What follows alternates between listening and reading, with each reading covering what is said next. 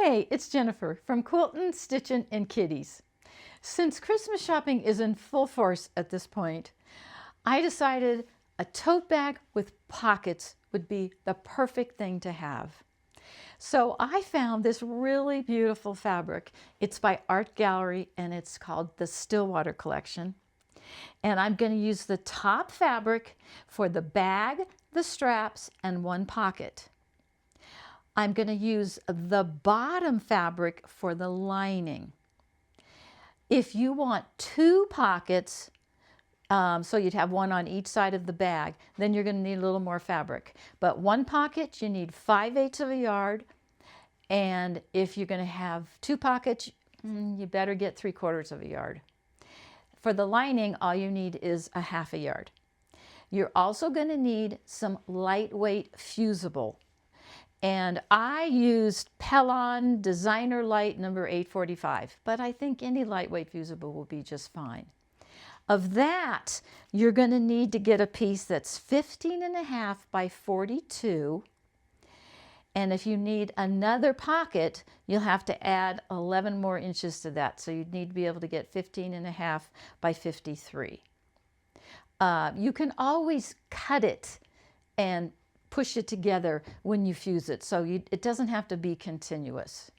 You're also going to need a piece of batting that's about 17 by 33 inches.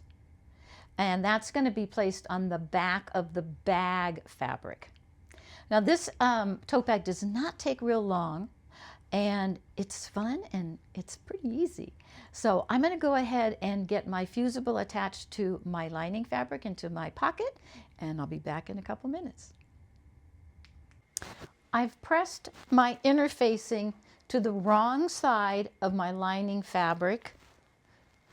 I've also pressed it to the wrong side of my pocket fabric, and I have stitched my pockets together at 1/4 inch, right sides together.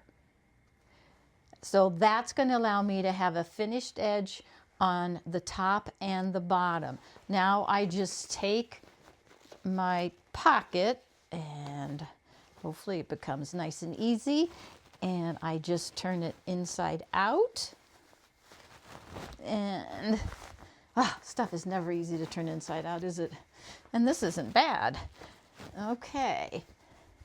So you can roll your pocket any way you want to and get your edge on top.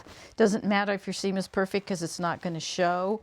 And then press the top edge of your pocket and get a nice crisp edge to it. And then you're ready to place the pocket on the lining. So I've got my lining. I'm going to find the center fold, and this is the bottom of the bag. This will be the top of the bag. I'm going to place 2 pins just so I can see where the center is, because I have to open this up to stitch it. And then I'm going to place my pocket an inch away with the nice edge on top and the sewn edge on the bottom, an inch away from however much I'm going to cut my corners for the box corners. So I have decided I'm going to cut my box corners at 2. So I'm going to place this 3 inches away from this middle line, or the fold line. So this is actually right here would be the bottom of the bag. I'll be cutting the corner out here. So now I'm going to place this 3 inches away. And if your pocket's a little bit bigger or a tiny bit smaller, as long as you can get that 1/4 inch along here, you're fine. Now I'm going to stitch the pocket 1/4 inch, not quite a quarter, about, just between 1/8 and 1/4. Stitch that and secure it, stitch that and secure it, and then these pockets will open up towards the top of the bag. Then we'll be placing the lines where we want them on the pocket. I sewed my side seams at just about 1/4 inch, and then I sewed the bottom of the pocket at 1/8 inch. So this is stitched here, and so now it opens up like this. Remember, this open edge at the top, not the folded part, is the top of the bag. So you can have your pockets, make sure I'm facing that. Then what I would do is I would measure in and take off 1/2 inch from each edge. So mine measures about 16. So that means I've got 1/2 inch off of here and 1/2 inch off of here. That's 15 inches. So I've got 15 inches of pockets to play with, because when we do our side seams on this, we're going to do 1/2 inch. Okay, so I played around with it, and I finally decided that I was going to do a 4.5 inch pocket on this side and this side. That's 9 inches plus 6 for the center. So my pocket in the middle will be 6, and these two will each be 4.5. So now I marked them with the Frixion or chalk or whatever works, and then just do with a thread that you like the color of. It doesn't really matter. It's going to be inside the bag. And then just stitch along those marked lines. Do back stitching at the top and the bottom, because these are going to be pockets. So that's your next step. I've stitched my pocket dividers, and they feel wonderful. They're nice and stable. So now I'm going to fold my bag in half with the right sides together so I can stitch the side seams. So just make sure your bag is laying nice and flat, and that your bottom fold is not crinkled or looks like it's not quite straight. Then we're going to stitch down the side seams at 1/2 inch. Go ahead and go all the way down to the fold on both sides. And even though we're going to cut out the box corner, it keeps it nice and stable until you're ready to cut out those boxes. So 1/2 inch seam allowance on both sides. So of course I forgot to mention and to do that you always have to leave an opening on the lining so that we can turn it inside out when we're all done. So about 4 inches, leave it open, back stitch on both edges of that. Now we're going to go ahead and box the corners.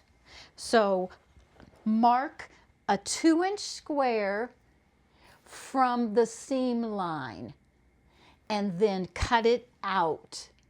So you're physically just going to cut it. You're like, oh my God, do I really have to cut my beautiful fabric that I just made? Yes, you do. So we're going to cut that out, and we're going to make the box corners. And some people have a little bit of trouble with this. You just have to kind of keep working at it. So what we're going to do is we're going to open up the corner.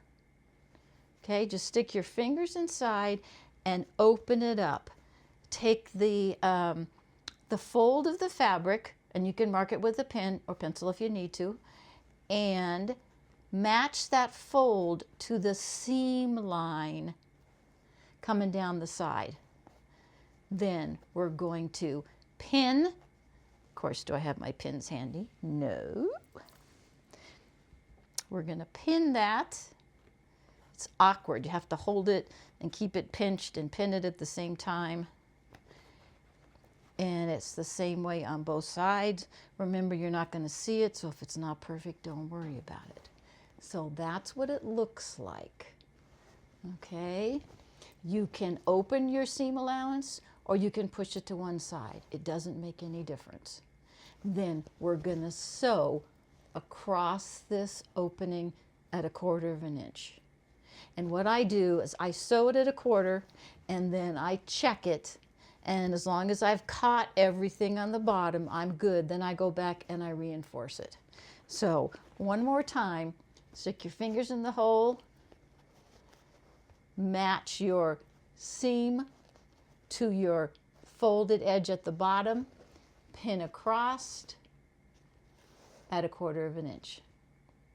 Okay? You know what I love about box corners is once you get them done, you've got shape. Look at that. I've actually got a box shape. It's like, wow, this is really cool. So now the lining is completely finished. I wanted to do the lining first so you had some practice with the box corners in case you hadn't had any. So now we're going to do the outside of the bag.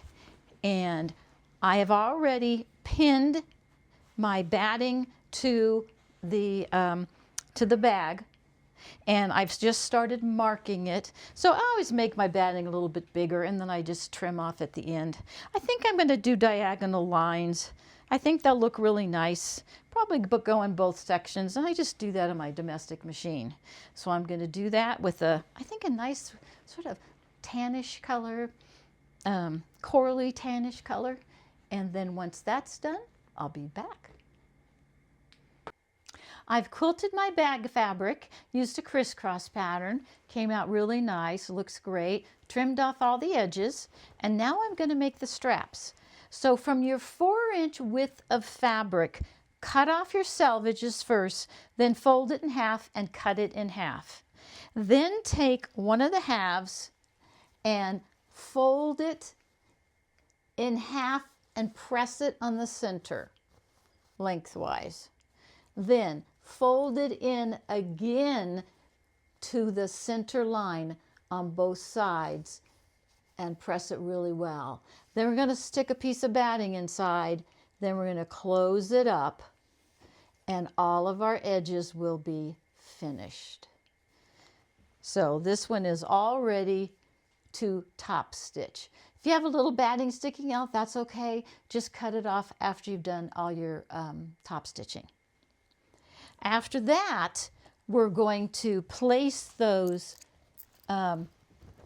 straps on our bag before we sew the side seams together. So let me measure that out for you. Be right back. I measured in 3.5 inches from the edge of the bag before I sewed the seams together. Then I put a mark. Then I put my strap down on that mark and the rest of the strap pointing towards the center. Then I stitched it within 1/8 of an inch several times, went back and forth to reinforce it. Did the same thing on the right side of that and the same thing on the other side of the bag. Make sure that your straps are not twisted when you lay them down. So when you go to sew them, make sure they kind of come like this and they go like this and attach to the bag. So they're actually being sewn on the same side of the bag. Okay, then I turned it inside out and I stitched a 1/2 inch seam allowance all the way down the side of both sides of the bags. Then I cut my 2-inch square, boxed the corners, reinforced that stitching, and now my bag looks like this. So I've got 2 pieces. I've got a bag that looks like this, and I've got, whoops, a lining that looks like this. How do you put them together? Well, the way I'm going to do it, there's not going to be any binding, which is really nice. So this is how it's done. You have the wrong side of the lining to the outside. So the lining part is inside out. Okay, so that means the correct side of the lining is inside the bag. Well, you need the correct side of the bag to touch the correct side of the lining, right sides together. That's the way to think about it, because it can get a little bit confusing. And yes, that is Sherlock asking for dinner. She just woke up and she has to announce it to the world that when a cat is ready for dinner, you need to feed them. So I'm just turning this correct side out and getting my corners out. So the right side of my bag is going to go inside the lining. So the right side of the bag touches the right side of the lining. So that just goes inside of here. It took me a while to have it make sense, and then I finally realized, oh, right sides together. Okay, we got that. Okay, now what do you do with the straps? You put them between the lining and the bag.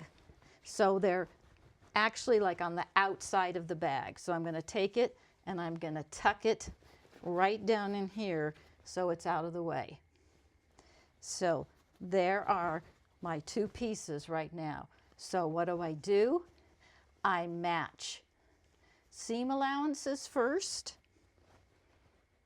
Then I sort of gently tug, start pinning along the top, and then pin all the way around. Now, if you've got a free arm on your machine, much easier to do. So once these are all pinned, I'm going to put them in the machine.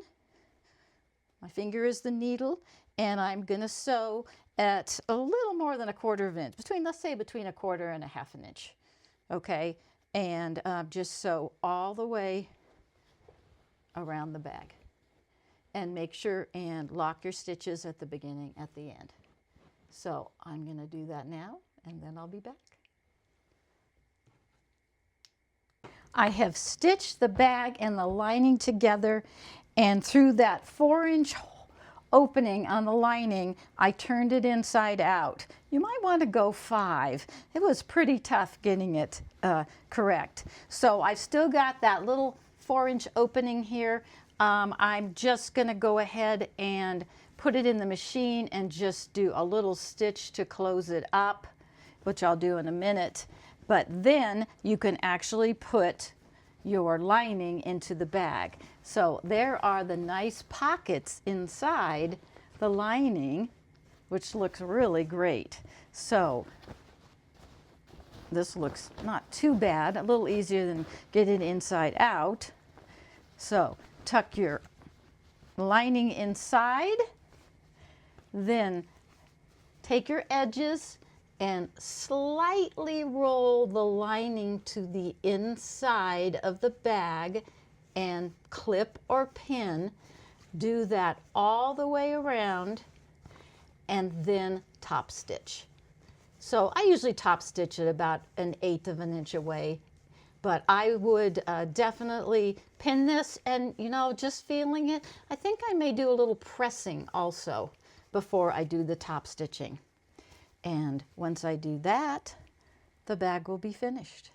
So let me do that, seal up that 4 inches in the lining and do my top stitching, and then we'll have the finale. I'm so excited. It is all finished and it came out lovely. I love the dark pockets inside, and I just did like 1/8 of an inch top stitching along the edge, which came out really nice and holds the lining down. If you feel like you need it to be held down a little more, you could put another row of top stitching along there, and that would look very nice too. So this is it. Next time, I might put a pocket on the front. So you would, if you do that, you would quilt your top part and then put your pocket on. So that would be really fun. This actually ended up at 13.5 inches high by 14 inches wide at the top, which is a very nice size tote bag. So there we go, Stillwater. I got this fabric at one of my favorite little quilt stores in town, Coco's Prescott Quilt Works, and I think this is fun. So I'm going to put all the instructions at the end. If you have any questions, please let me know. Thank you again for watching, and I will see you again real soon. Take care. Here are the fabric requirements and the cutting directions. If you have any questions, please let me know. Thanks for watching.